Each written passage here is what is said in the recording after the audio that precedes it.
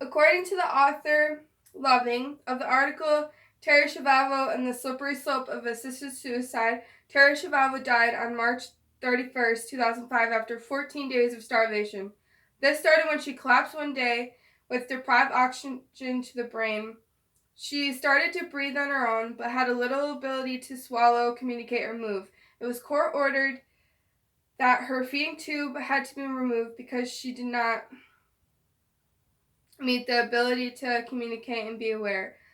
But the court was wrong because she had a basic level of communication and awareness. She had a painful death after her feeding tube was removed. The medical community was really upset, so they ruled a feeding tube as the medical treatment. Assisted suicide laws are a slippery slope in the U.S., and there can be more cases like Terry Schiavo, so it should be banned.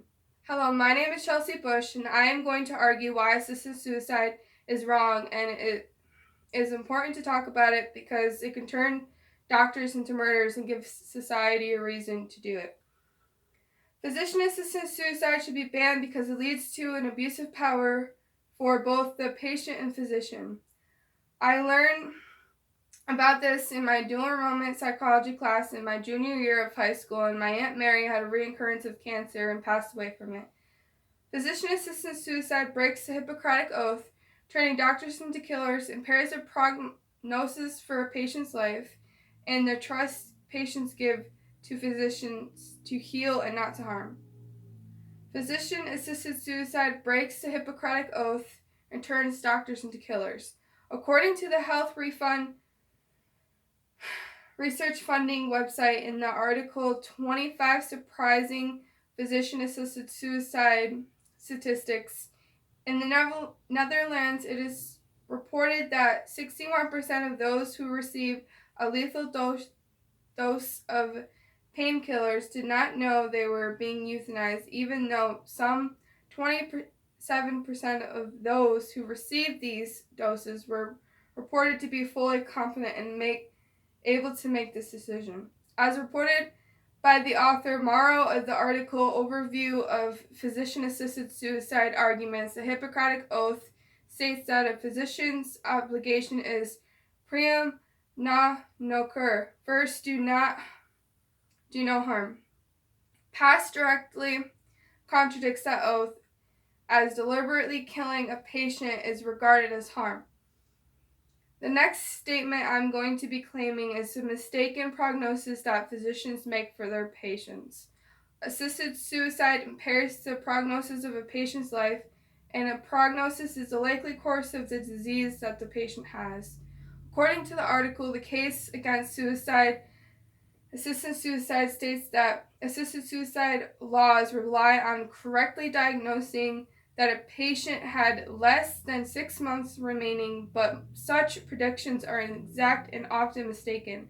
In both Oregon and Washington, patients receiving lethal prescriptions have lived more than 1,000 days before dying by suicide. That means they lived years beyond the mistaken 6-month prognosis.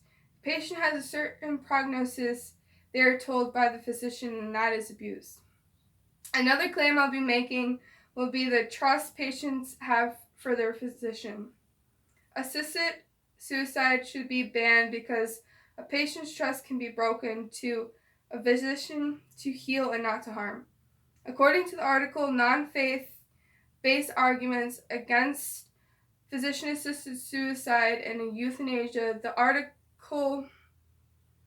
author Daniel Salmi stated that an article in 2011 in the Telegraph, a newspaper in the UK, stated that elderly people in the Netherlands are so fearful of being killed by the doctors that they carry cards saying they do not want a euthanasia. The Dutch elderly mistrust their own doctors. A patient trusts in doctors healing, not harming, is a patient who's abused. My first opposition will be claiming that the Hippocratic Oath should be changed for a patient. As reported by the author Angela Morrow of the article Overview of Physician-Assisted Suicide Arguments, The Hippocratic Oath should be interpreted and modified as necessary according to an individual patient's need.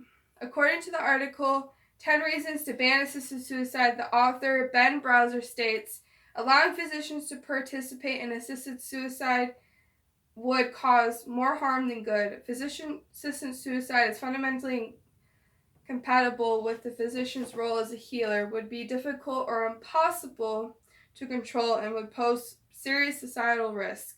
My last opposition would be the patient's trust in a doctor. As reported by the article, The Right to Assisted Suicide, a terminal patient consenting to assisted suicide knows that a doctor's job is to relieve pain, and giving consent to that doctor shows great trust.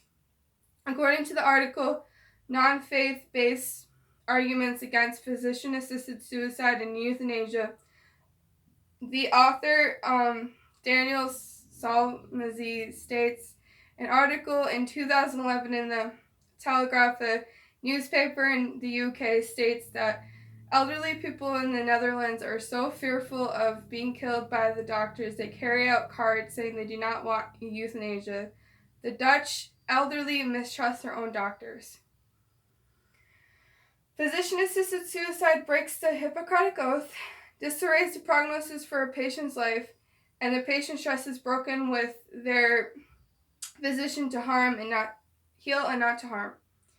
Physician-assisted suicide should be banned because it leads to an abuse of power for both the patient and physician. Assisted suicide laws should be banned in the U.S. because we need to trust our physicians to heal us and not to harm us. Thank you for listening to my speech. If you have any questions, I'll be willing to answer.